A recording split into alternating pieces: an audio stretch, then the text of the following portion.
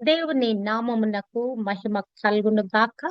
Heavenly light ministries global prayer tower ఆధ్వర్యంలో జరుగుతున్న ఉదయకాలపు స్తుతి ఆరాధన కూడికకు మిమ్మల్ందరినీ ప్రేమపూర్వకంగా ఆహ్వానిస్తున్నాను. యోహాను సువార్త అధ్యయనం చేస్తున్నాము. ఒక బైబిల్ స్టడీగా ప్రతి ఒక్క అధ్యాయం కూడా ధ్యానించాలని మొన్నటి దినం మొదలు పెట్టాము. మొన్నటి దినము మొదటి అధ్యాయం ధ్యానించాము. నిన్నటి దినము రెండవ అధ్యాయము ధ్యానించాము.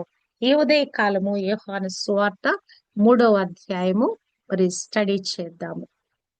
మొదటి వచనము నుంచి 3వ అధ్యాయము మొదటి వచనము నుంచి 19వ వచనం వరకు కూడా ఒక వ్యక్తితో దేవుడు మరి ప్రత్యేకంగా ఇంటిమేట్ గా మాట్లాడి ఒక ప్రత్యేకమైన విషయాన్ని బోధించినట్లుగా మనం చూడగలము. ఆ వ్యక్తి పేరు నికోదేము. నికోదేము అనే వ్యక్తితో ఇక్కడ దేవుడు ప్రభువు మాట్లాడుతున్నాడు. ఈ నికోదేము అనే వ్యక్తి ఒక పరిసయుడుగా మరి అతను మరి వాక్యాన్ని బోధించే ఒక బోధకుడుగా ఉన్నట్లుగా మనము చూడగలము. అంతేకాదు అతడు యూదుల మీద ఒక అధికారిగా ఉన్నట్లుగా మనము చూడగలము. యోహాను సువార్త 3వ అధ్యాయము మొదటి వచనం నుంచి చూస్తే యూదుల అధికారి అయిన నికోదేము అని ఒక పరిసయుడు ఉండెను. అతడు రాత్రి యందు ఆయన యొద్దకు వచ్చి మరి ప్రభుతో మాట్లాడుతున్నాడు. మరి ఆయన పరిసయుడై ఉన్నాడు, ఒక అధికారి అయి ఉన్నాడు. మరి ఆయన యూదుల మీద అధికారి అయి ఉన్నాడు. ఎప్పుడు వచ్చాడంట ప్రభు దగ్గరికి? రాత్రి వేళ వచ్చాడంట. ఎందుకు? అతనిని ఆ కి మరి పగటి వేళ వచ్చి ప్రభుని మరి ప్రభుతో మాట్లాడటానికి ధైర్యం లేదు. యూదులు ఆ దినాలలో ఏమనుకుంటున్నారు? ఎవరైనా సరే క్రీస్తును మరి ఆ అనుసరించే వారు ఎవరున్నా, యేసు అనే వ్యక్తిని ఎవరు అనుసరించినా కూడా వారిని వారి సమాజంలో నుంచి వెలివేస్తామని ఒక కట్టడ తీసుకొచ్చారు. కనుక అతను వారందరికీ భయపడి, అతను ఒక అధికారి స్థానంలో ఉన్నా కూడా భయపడిన వాడై రాత్రి కాలము ప్రభు దగ్గరకు వస్తున్నాడు. వచ్చి ఏమి మాట్లాడుతున్నాడంటే, బోధకుడా, నీవు దేవుని యొద్ద నుండి వచ్చిన బోధకుడు అని మేము ఎరుగుదుము.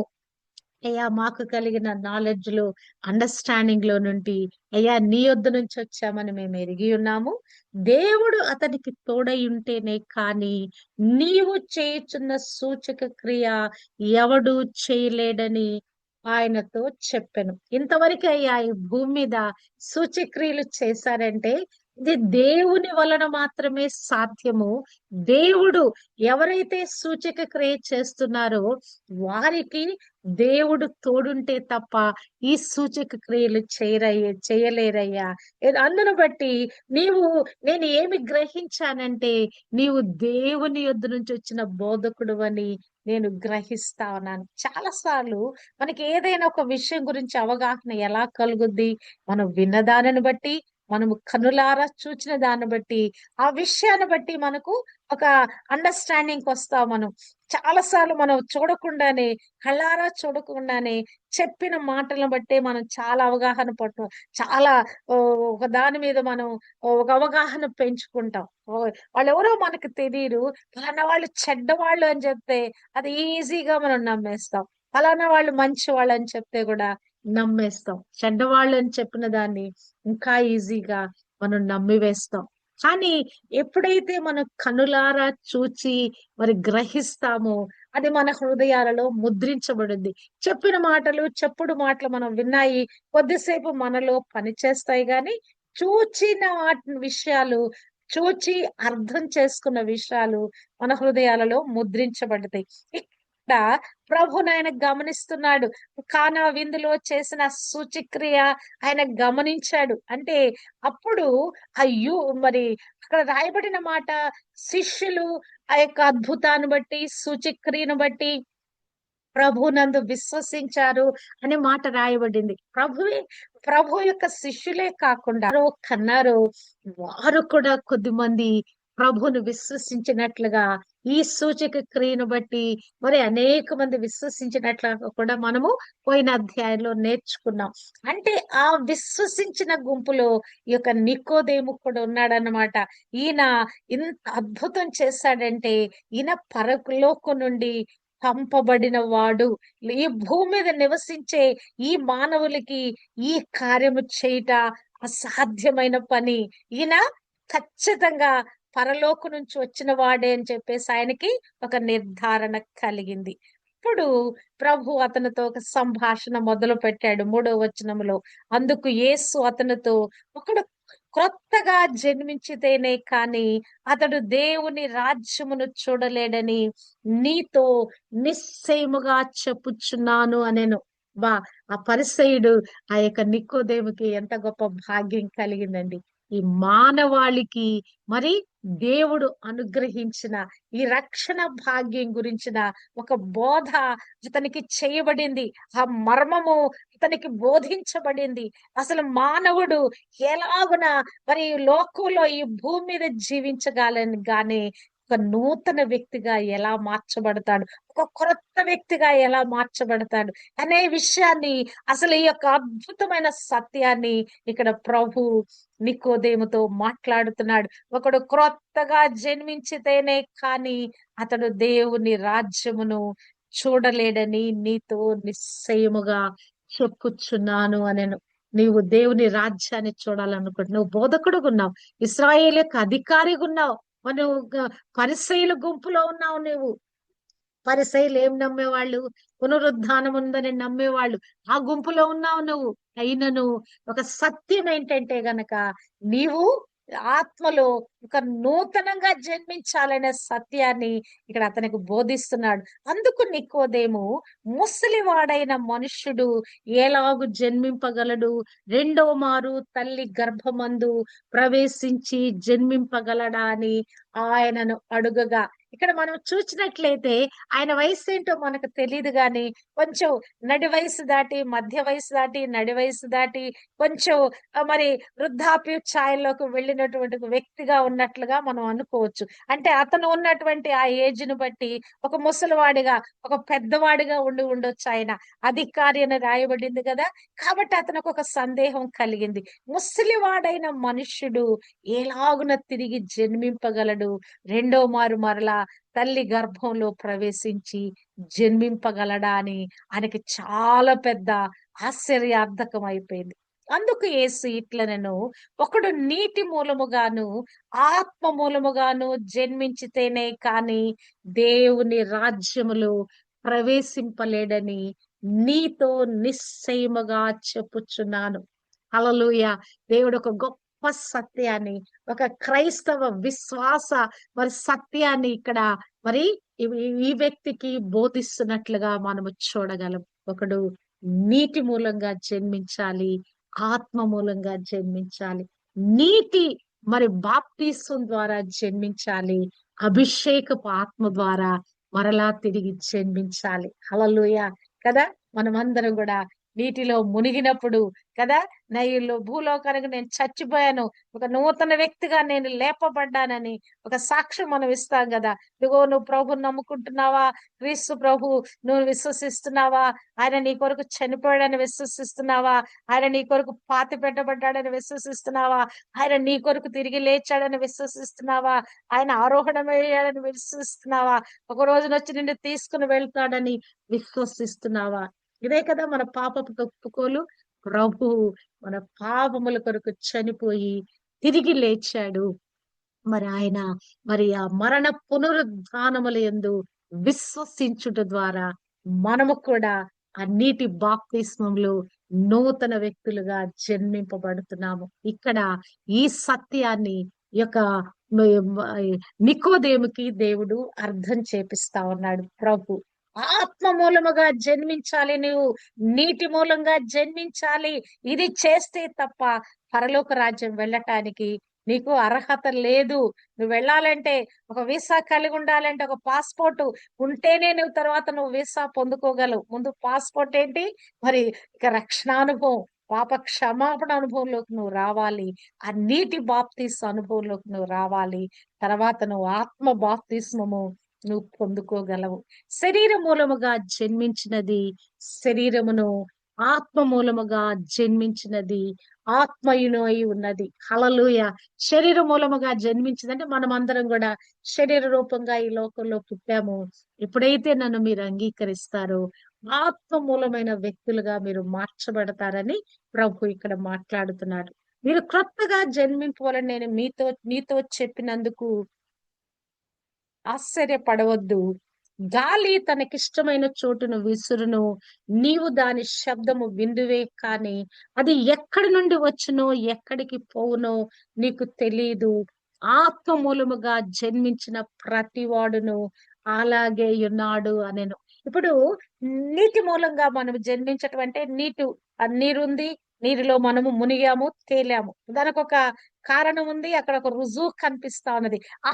మూలంగా మనము జన్మించామన్నది మనకి ఎలాగున నిర్ధారణ. మనకే నిర్ధారణ కదా. మన లోపల కలిగిన మారు మనస్సు, ఆ పశ్చాత్తాపానికి సంబంధించి ఏదైతే మనము పొరపాటు చేశామని, మరి దేవునికి విరోధంగా ప్రవర్తించామని, పాపము చేశామని, ఆ యొక్క ఆ గ్రహింపు మనకు కలిగినప్పుడు, మనలో ఒక పరివర్తన కలిగినప్పుడు కదా, మనలో ఒక జరిగే ఆత్మ ప్రక్రియ గురించి ప్రభు ఇక్కడ మాట్లాడుతున్నాడు. ఆత్మ మూలముగా జన్మించిన వాడు ఎలా అయిపోతాడంట? గాలి తనకిష్టం వచ్చిన చోట విసురును, దాని శబ్దము విందువు కానీ అది ఎక్కడి నుండి వచ్చునో ఎక్కడికి పోనో తెలియదు. అంటే నీ ఆత్మలో జరిగే ఈ ట్రాన్స్ఫార్మేషన్ అనేది కూడా ఇలానే ఉంటది. ఒక గాలి అది విసిరినప్పుడు ఆ గాలి ప్రభావపు తాకిడి మన మీద ఎలా మరి అది దాన్ని మనం అనుభవిస్తామో అలాగున ఆత్మలో జన్మించుట కూడా అలాగనే ఉంటది. ఆ గాలి తాకిడి వలె ఉంటదని ఇక్కడ ప్రభు అతనికి చెప్తా ఉన్నాడు. ఎప్పుడైనా పరిశుద్ధాత్మ దేవుని యొక్క సన్నిధిని అనుభవించేటప్పుడు మన మీద ఒక చల్లని ఒక మలయ మారుతు లాంటి ఒక బ్రీజ్ మన మీద తాకుద్దండి.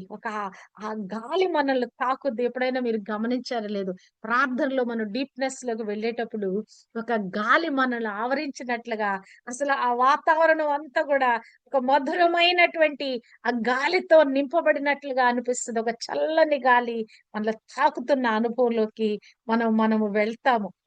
ప్రభు ఆత్మ అనుభవం గురించి ఇక్కడ మాట్లాడినప్పుడు ఒకటి అగ్ని అభిషేకము, అది వేరు. ఇక్కడ ఆత్మలో జన్మించుడు గురించి ప్రభు ఇక్కడ మాట్లాడుతున్నాడు. తర్వాత అభిషేకము గురించిన విషయము తర్వాత. అందుకు నికోదేము ఈ సంగతులు ఎలాగున సాధ్యములని ఆయనను అడుగుగా, యేసు ఇట్లనెను, నీవు ఇశ్రాయేలుకు బోధకుడు అయుండి వీటిని ఎరుగవా? నువ్వు ధర్మశాస్త్ర గ్రంథాన్ని చదువుతూనే ఉన్నావు, బోధిస్తూనే ఉన్నావు, వాటిని నువ్వు వెరగవా అని మరప్పుడు అతనితో సంభాషణ జరిగినప్పుడు ప్రభు అంటున్నాడు, భూసంగతమైన భూ సంబంధమైన సంగతులు నేను మీతో చెప్పితే మీరు నమ్మకున్నప్పుడు పరలోకమైన సంబంధమైన విషయాలు మీరు నమ్మగలరు అని చెప్తూ, ఇవన్నీ కూడా ఎవరు మీకు బోధిస్తున్నారంటే పరలోకం నుంచి దిగి వచ్చిన వాడే, అనగా పరలోకములో ఉండు మనుష్య కుమారుడే తప్ప పరమునకు వెళ్ళిన వారు ఎవరు లేరు అని చెప్తూ, అరణ్యములో మోషే సర్పమును ఎలాగూ ఎత్తెనో అలాగే విశ్వసించు ప్రతివాడును నశింపక ఆయన ద్వారా నిత్య జీవం పొందినట్లు మనుష్య కుమారుడు ఎత్తబడవలెను. ఇలా మనుష్య కుమారుడు ఎత్తబడవలెను అనే సబ్జెక్ట్ కూడా మనం ఎంతో డీటెయిల్ గా మనం ధ్యానించాము. మోషే సర్పాన్ని ఎలా ఎత్తాడు, ఎందుకు ఎత్తాడు, మరి దానిని చూచిన వారు, ఆ సర్పం వైపు చూచిన వారు ఎలా బ్రతికారు, ఎలాగున క్రీస్తు ప్రభు ఎత్తబడ్డాడు. ఈ యొక్క క్రీస్తు ప్రభుని చూచిన ప్రతి ఒక్కరు కూడా ఎలాగున ఆ రక్షణ భాగ్యం పొందుకున్నారు, ఆ యొక్క నిత్య జీవానికి వారసులయ్యారనే విషయాన్ని మనం చాలా మరి ధ్యానపూర్వకంగా ధ్యానించుకున్నాము. మరి యొక్క బైబిల్ గ్రంథం అంతటికి ఒక మూల వాక్యం ఇక్కడ ఈ 3వ అధ్యాయము 16వ వచనంలో రాయబడింది.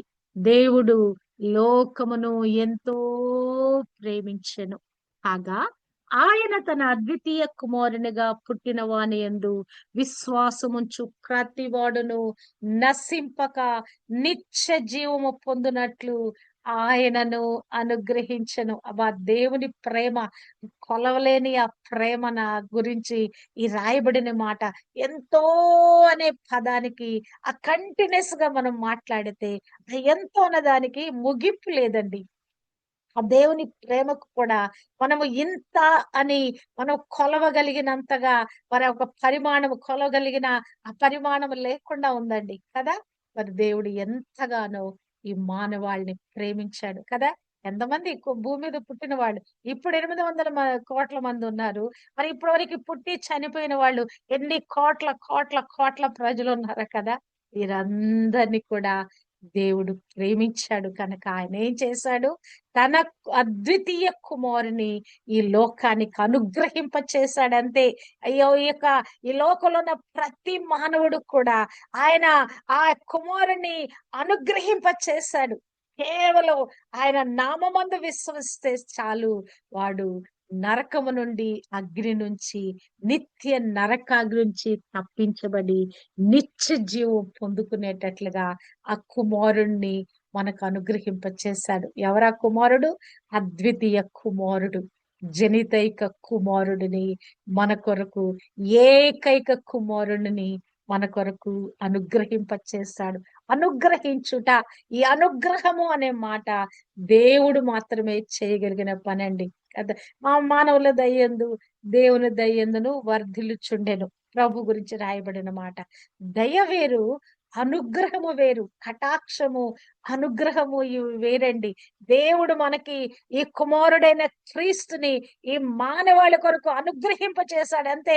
అవి ఇచ్చి వేశాడంతే. హల్లెలూయా! హల్లెలూయా! లోకము తన కుమారుని ద్వారా రక్షణ పొందుటకే గాని లోకమును తీర్పు తీర్చుటకు దేవుడు ఆయనను లోకములోనికి పంపలేదు. అసలు దేవుడు ఈ లోకానికి ప్రభు ఈ లోకానికి వచ్చిన కారణం ఏంటి? నశించిపోతున్న ఈ మానవాళిని రక్షించటానికి గాదు. ఇంకా పాపంలో ఉన్న వాడిని, ఇంకా నువ్వు పాపివి, ఇంకా నువ్వు నాశనం అయిపోతావు, ఇంకా నువ్వు కీడు అనుభవిస్తావు, ఇంకా నువ్వు నిత్య నరకాగ్నికి వెళతావు అని చెప్పటానికి కాదు. ఏదైతే నాశనము, కీడు, నిత్య నరకాగ్నికి పాత్రుడుగున్నాడో ఆ స్థితి నుంచి, ఆ దుస్థితి నుంచి విడిపించి నిత్య జీవం పొందడానికి. ఆల్రెడీ పాపమూలనొచ్చు జీతము మరణము.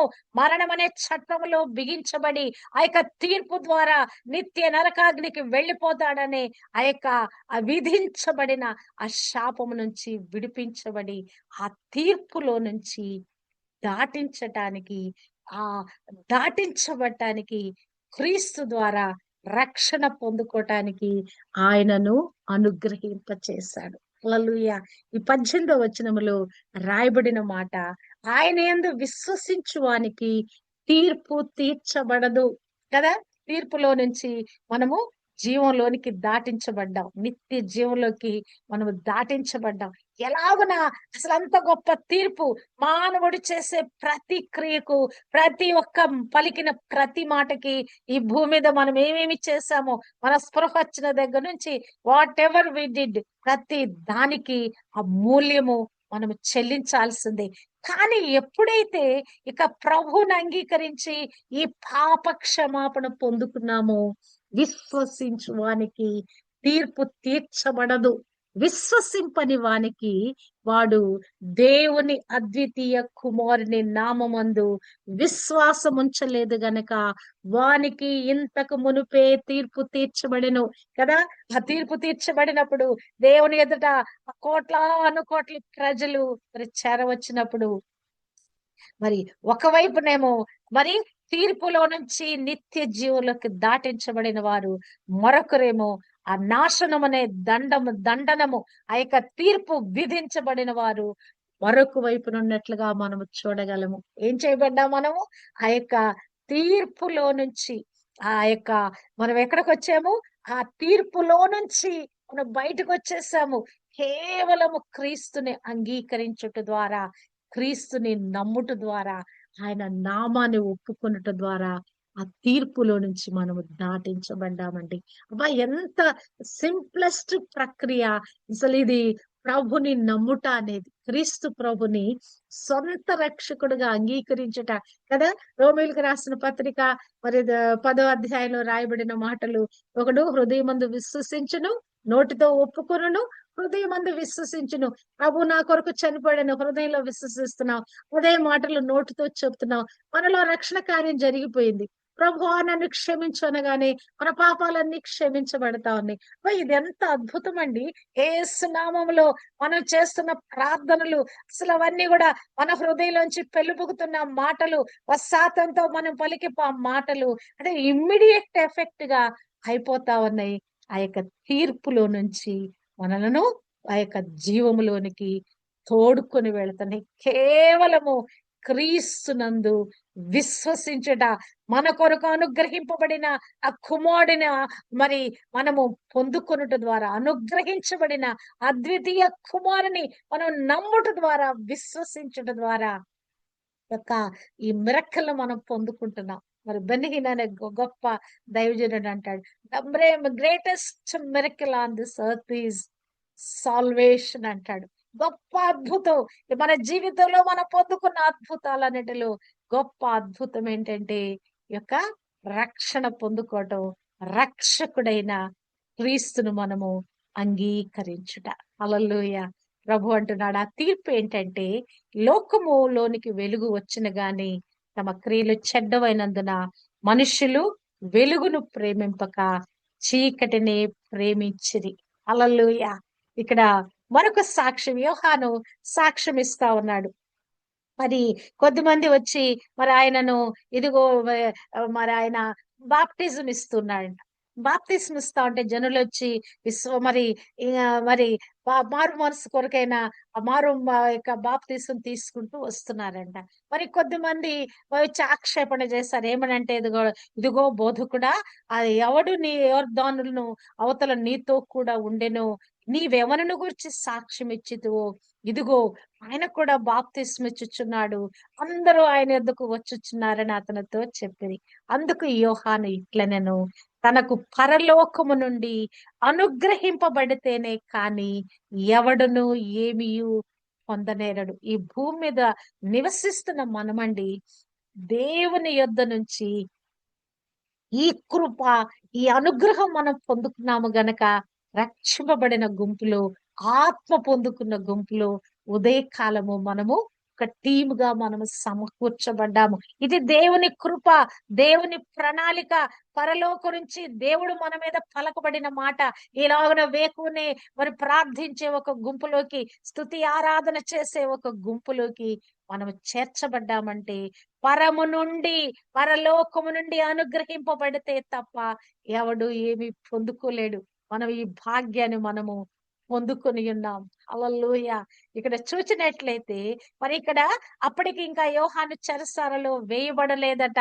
ఇక్కడ 2 మాటలు ఇక్కడ యోహాను భక్తుడు సందర్భంలో రాయబడిన మాటలు 3:20-21లో చూస్తే, దుష్కార్యము చేయు ప్రతివాడు వెలుగును ద్వేషించును, తన క్రియలు దుష్ట క్రియలుగా కనబడినట్లు వెలుగునొద్దకు రాడు. ఎందుకు ప్రపంచము ప్రభువును అంగీకరించలేకపోతుంది, క్రీస్తు దగ్గరకు రాలేకపోతుందంటే ఈ వెలుగు తాకిడికి తట్టుకోలేకపోతుందండి కదా. మరి ఒక చీకటి ఉంది, చీకటి ఉన్నప్పుడు ఎలా ఉంటది, ఏదైనా ఒక ఇల్లును కొంతసేపు పాడుపెట్టి కొంతసేపు చీకటిగా పెట్టండి, ఏమవుద్ది మరి అక్కడ లోపలంతా కూడా ఇన్సెక్ట్స్ చేరుతాయి, కాక్రోచ్లు అవి ఇవి. మనం లైట్ వేయగానే అన్ని కూడా పరిగెత్తి పారిపోయినట్లు అయిపోతాయి. అంటే మానవులో ఉన్న చీకటికి సంబంధించిన ఈ గుణ లక్షణాలు కూడా తేట తెల్లమవుతాయి. ఆ వెలుగనే క్రీస్తు దగ్గరకు వచ్చినప్పుడు ఆ లోపల హృదయంలో ఉన్న ఆ చీకటి కార్యాలన్నీ కూడా బయలుపరచబడతాయి. తమ దుష్కార్యము కనపడకుండానట్లు వాడు వెలుగునొద్దకు రాడు. వెలుగు దగ్గరకు వస్తే అన్ని కూడా బహిర్గతం అయిపోతాయి. ఆ వెలుగు సమస్తాన్ని తేటపరుస్తుంది కదా. సీక్రెట్స్ అన్ని బయటకు వస్తాయి. ఆ వెలుగు తాకిడిలో మానవుడు ఆ తాకిడికి ఇక ఒప్పుకోక తప్పదు. వాడిలో ఉన్న పాపము, వాడిలో ఏమి శరీర కార్యాలు ఉన్నాయో వాడు ఒప్పుకొనక తప్పదు. దుష్కార్యము చేసేవాడు, ఆ చెడ్డ క్రియలు చేసేవాడు వాళ్ళందరూ కూడా ఏం చేస్తున్నారట, వెలుగును ద్వేషిస్తున్నారంట. హల్లెలూయా. ఎందుకు ఈ దినాలలో ఇంత వ్యతిరేకత అంటే, వాళ్ళలో ఉన్న చెడ్డతనాన్ని అది బయటికి కనిపిస్తదనే భయంతోటి, ద్వేషంతోటి మా యొక్క వెలుగుని దూరము చేసుకుంటున్నారు. సత్యవర్తనుడైతే తన క్రియలు దేవుని మూలముగా చేయబడి ఉన్నవని ప్రత్యక్షపరచబడినట్లు వెలుగునొద్దకు వచ్చును. హల్లెలూయా. ఇక్కడ మరి ఆయన చెప్పిన మాట యోహాను సాక్ష్యం ఇస్తున్నాడు. 29వ వచనములో, నేను ఆయన కంటే నేను ముందుగా పంపబడిన వాడను అని చెప్పిన దానికి మీరే సాక్షులని చెప్తూ, పెండ్లి కుమార్తె గలవాడు పెండ్లి కుమారుడు అయితే నిలువబడి పెండ్లి కుమారుని స్వరము వినడి స్నేహితుడు ఆ పెండ్లి కుమారుని స్వరము విని మిక్కిలి సంతోషించును. ఈ నా సంతోషము పరిపూర్ణమైనది. ఆయన హెచ్చవలసి ఉన్నది. నేను తగ్గవలసి ఉన్నది. హల్లెలూయా! హల్లెలూయా! ఇక్కడ ప్రభు రానయున్న పెండ్లి కుమారుడని ఇక్కడ యోహాను భక్తుడు అర్థం చేసుకున్నవాడై మాట్లాడుతున్నాడు. పెండ్లి కుమార్తె గలవాడు పెండ్లి కుమారుడు. నిజంగానే దేవుడు ఆయనకు ఒక గొప్ప ప్రత్యక్షత ఇచ్చాడు. ఆ యొక్క ముందు జరగబోయే ఆ వివాహ మహోత్సవంలో రారాజుగా పెండ్లి కుమారుడుగా క్రీస్తు రానయ్యున్నాడని ఒక సంఘము వధువుగా సిద్ధపరచబడి పెండ్లి కుమార్తెగా మార్చబడుతుందని మరక్కడ ఆ గుంపులో ఆ సంతోషించే గుంపులో ఆయన కూడా ఉంటాడని ఈ నా సంతోషము పరిపూర్ణమైనదని ఆయన మాట్లాడుతున్నాడు. హల్లెలూయా. ఆయన నేను విన్న వాటిని కన్న వాటిని సాక్ష్యం ఇస్తున్నాడు. ఏం విన్నాడు ఏమి కన్నాడు ఆయన? మరి పంపిన ఆయన ఒక మాట చెప్పాడు. ఆయన పంపించిన ఆయన, ఇదిగో ఎవరి మీద ఆత్మ నిలుచునో అతనే నా ప్రియ కుమారుడు అని అతనికి చెప్పి పంపించాడు. అంతేకాదు ఆ కార్యము జరిగినప్పుడు ఆ పరిశుద్ధాత్మ పౌరాకారముగా వచ్చి ప్రభు మీద నిలబడినప్పుడు తన కనులారా చూచినప్పుడు ఏదైతే మాట చెప్పబడి పంపించబడ్డాడో దాని కనులారా చూచినప్పుడు అతని హృదయంలో అది ముద్రించబడింది. హల్లెలూయా. కన్న వాటిని గురించి విన్న వాటిని గురించి మరి ఇక్కడ సాక్ష్యం ఇస్తున్నాడు. ఆ సాక్ష్యము ఇస్తూ అక్కడ ఏం చెప్తున్నాడంటే, ఆయన సాక్ష్యము అంగీకరించిన వాడు దేవుడు సత్యవంతుడను మాటకు ముద్ర వేసి ఉన్నాడు. హల్లెలూయా. ఏదైతే దేవుని యొద్ద నుంచి పంపబడిన సత్యవాక్యం ఉన్నదో ఈ సత్యవాక్యాన్ని అంగీకరించిన వాడు దేవుడు సత్యవంతుడను మాటకు ముద్ర వేసి ఉన్నాడు. అంటే ఏంటి? మనం కన్ఫర్మ్ చేస్తా ఉన్నాం. దేవుడు సత్యవంతుడు. ఆ సత్యమందు మనలో ప్రతిష్ఠింప చేస్తున్నాడు. ఆయన వాక్కు సత్యమని ఎప్పుడైతే మనం గ్రహించామో ఈ యొక్క గ్రహించిన దాన్ని సాక్ష్య రూపంగా పంచుకుంటున్నామో అంటే మనం ఏం చేస్తున్నాము? దేవుడు సత్యవంతుడని మరొక ముద్ర వేసినట్లుగా అది ఖచ్చితమైన రుజువు అన్నట్లుగా మన ద్వారా కూడా దేవుడు ఆ ముద్ర వేయించుతా ఉన్నాడు. హల్లెలూయా. అంతేకాదు పంపబడిన క్రీస్తు గురించి పలకబడిన యోహాను భక్తుడు నోటి వెంట పలకబడిన ఈ మాట చూస్తే గనక, ఏలయనగా దేవుడు తాను పంపిన వానికి కొలత లేకుండా ఆత్మను అనుగ్రహించును గనుక ఆయన దేవుని మాటలే పలుకును. మరి క్రీస్తు ప్రభు గురించి ఒక ఆక్షేపణ వచ్చింది. ఆక్షేపణని ఇక్కడ నిర్ధారణ చేస్తున్నాడు. ఆయన పంపబడిన వాడు ఎలా పంపబడ్డాడు? కొలతలేని ఆత్మతో నింపబడి అనుగ్రహింపబడి ఆయన పంపబడిన మాటలు పంపబడిన వాడు అని ఇక్కడ యోహాను సాక్ష్యం ఇస్తున్నాడు. 36లో అంటాడు, కుమారుని యందు విశ్వాసం ఉంచువాడే నిత్య జీవము కలవాడు, కుమారునికి విధేయుడు కానివాడు జీవము చూడడు గాని దేవుని ఉగ్రత వాని మీద నిలిచియుండును. హల్లెలూయా. నీవు నేను ఆ ఉగ్రత నుంచి విడిపించబడ్డామండి. మాకు జీవంలోకి నిత్య జీవంలోకి ప్రవేశించే అర్హత మనం పొందుకున్నాం. హల్లెలూయా. అది ఆ యొక్క ఆయనను విశ్వసించుట ద్వారా నిత్య జీవానికి వారసులుగా చేయబడ్డాం కదా. జీవము నిత్య జీవం అనే మరొక సబ్జెక్ట్ కూడా మనము ధ్యానించాము. హల్లెలూయా. కుమారుని యందు విశ్వసించుట, నిజంగా అసలు ప్రభుని విశ్వసించుట అనే ఈ ప్రక్రియ మానవాళికి దేవుడు ఎంత సింప్లిఫై చేసి ఇచ్చాడండి. కేవలం ఆయన నమ్మితే చాలు. నరకం నుంచి తప్పించబడుతున్నాం. ఆయన నమ్మితే చాలు. ఆ యొక్క తీర్పు నుంచి తప్పించబడుతున్నాం. ఆయన నమ్మితే చాలు. ఆ నిత్య జీవానికి వారసులం అయిపోతున్నాం. ఆయన నమ్మితే చాలు. ఆ ఉగ్రత నుండి తప్పించబడతా ఉన్నాం. అబ్బా! ఎంత సింపుల్ అండి ఇది ఆలోచిస్తే. మానవునికి ప్రభుని అంగీకరించుట ఎంత సింపుల్ కార్యము. ఎందుకు మనుషులు రాలేకపోతున్నారు? మా క్రియలు చెడ్డవి. అక్కడికొస్తే వెలుగు దగ్గరకొస్తే ఆ క్రియలు చెడ్డ క్రియలన్నీ కనిపిస్తాయి. వాటన్నిటిని మానివేయాల్సొస్తది. ఆ చెడ్డ క్రియలను మరి వదిలిపెట్టుకోవాల్సొస్తది. ఈ లోకంలో మరి అట్టి విధంగా లోకానుసారంగా జీవించే అవకాశం ఉండదు. అంటే వెలుగుని ప్రేమింపక వారు చీకటినే ప్రేమించారు. చీకటి కార్యాలనే ప్రేమించారు గనక వారు వెలుగైన క్రీస్తు యొద్దకు రాలేకపోతున్నారు. ప్రభుని అంగీకరించలేకపోతున్నారు. ప్రభుని అంగీకరించకపోవటం వల్ల వారికి కలుగుతున్నటువంటి ఆ గొప్ప కీడేంటంటే వారి మీద ఏదైతే తీర్పు పాపం వలన వచ్చు జీతము మరణమని ఆ నిత్య మరణం మరి అని పలకబడిన మాట మరి అది వారి మీద నిలిచిపోయినది. ఆ తీర్పులోకి ఆటోమేటిక్ గా వాళ్ళు ఆ తీర్పులోకి నిత్యాగ్నిలోకి వెళ్ళిపోతా ఉన్నారు.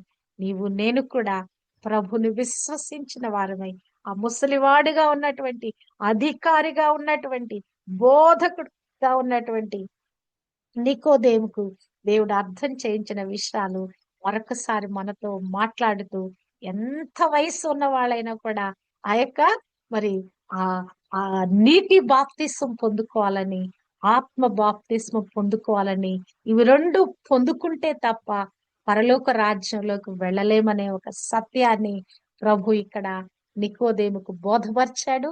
అదే బోధ మానవాళి అయిన మనకు కూడా బోధపరుస్తా ఉన్నాడు. హల్లెలూయా. మరి చిలకరింపు బాప్తిసాలు జెండా కింద దాటి వెళ్ళి రక్షణ పొందుకున్నామనే తప్పుడు బోధలు అవన్నీ కాదండి.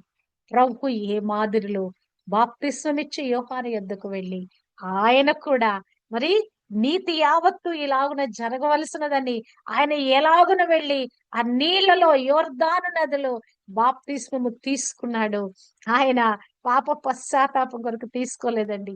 పరిశుద్ధాత్మ దేవుడు ఆయన మీదకి వచ్చి నిలవటానికి, ఆ కార్యము జరగటానికి, తండ్రి ఇదిగో ఈయన నా ప్రియ కుమారుడు, ఈయన యందు నేను ఆనందించుచున్నానని ఒక దానిని స్థిరపరచటానికి ప్రభు బాప్తిస్మ అనుభవంలోకి వెళ్ళాడు. కానీ నీవు నేను ప్రభుని అంగీకరిస్తూ మన హృదయంలో స్వీకరించాము, ఆయనను మనం పొందుకున్నాము అనే దానికి నిర్ధారణగా నీటి బాప్తిస్మలోకి మనం వెళుతున్నాము.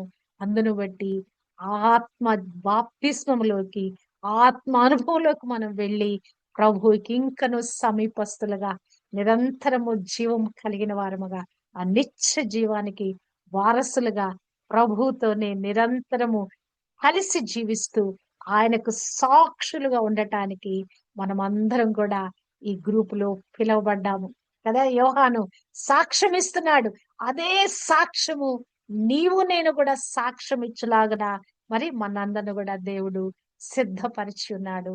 ప్రభు ఏదైతే అభిషేకము పొందుకున్నాడు, ఏ ఆత్మ పొందుకున్నాడో, ఎంత ఆత్మ పొందుకున్నాడండి ఆయన? కొలతలేని ఆత్మ పొందుకున్నాడు. పంపబడిన వానికి కొలతలేని ఆత్మ అనుగ్రహించబడింది. నీవు నేను కూడా ఈ భూమి మీద రాయబారులుగా మనం నియమించబడి ఉన్నాం. మన మీద కూడా దేవుడు ఈ కొలతలేని ఆత్మను కుమ్మరింప చేస్తా ఉన్నాడు. ఈ ఆత్మాభిషేకము మనలో ఇనుమడించే కొలది, పొంగి పొరలు పాత్రలుగా చేయబడే కొలది, ప్రభు కొరకైన సాక్షులుగా, ఆయనకు మహిమ తెచ్చు పాత్రలుగా కుమారుడు మనకు అనుగ్రహింపబడి ఉంటుండగా ఈ అనుగ్రహంలోనే మనం ముందు కొనసాగుతూ అనేక మందిని ఈ అనుగ్రహంలోకి తోడుకొని వచ్చుటకు దేవుడు మనందరికీ కూడా కృప దయచేయును గాక. ఆమేన్.